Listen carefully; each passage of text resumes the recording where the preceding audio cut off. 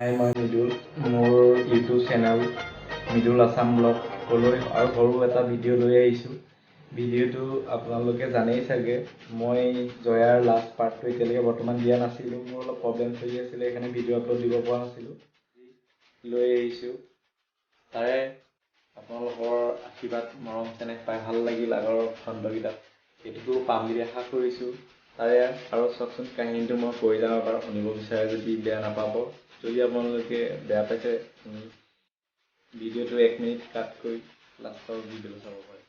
কোঁৱৰীয়াই ৰজাৰ আদেশত এঘৰ ভাল সৰ্বান্ত ঘৰৰ বোৱাৰী এজনীক আনি জেৰেঙা পথাৰত কিদৰে শাস্তি দিছিল, কিমান নানান যে শাস্তি খাই তেওঁ নিজৰ দেশখনৰ কাৰণে, দেশখনৰ মংগলৰ কাৰণে আৰু তেওঁ স্বামীৰ মংগলৰ কাৰণে, স্বামীৰ জীৱন ৰক্ষাৰ কাৰণে কোঁৱৰীয়াই নিজৰ জীৱনটো অৰ্পণ কৰি সৎপিত্ৰৰ চানেকি ৰাখি থৈ গৈছিলে।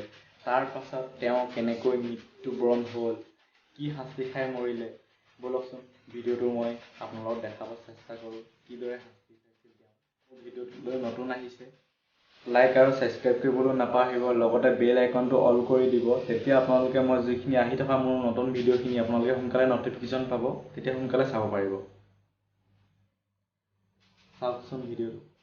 আমি জয়নাথখনিৰ আহি শেষ দৃশ্যত উপনীত হৈছোহি।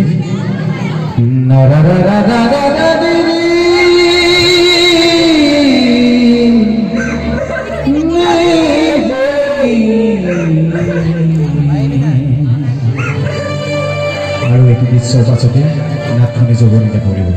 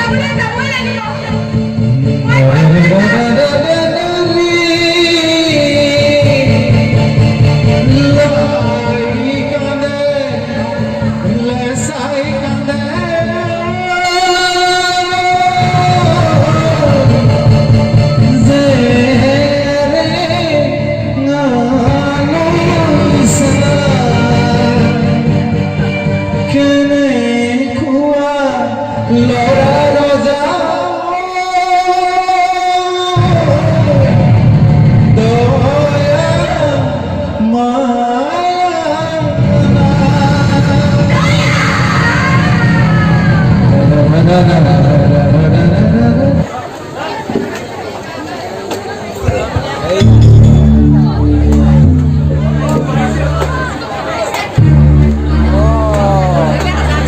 দয়া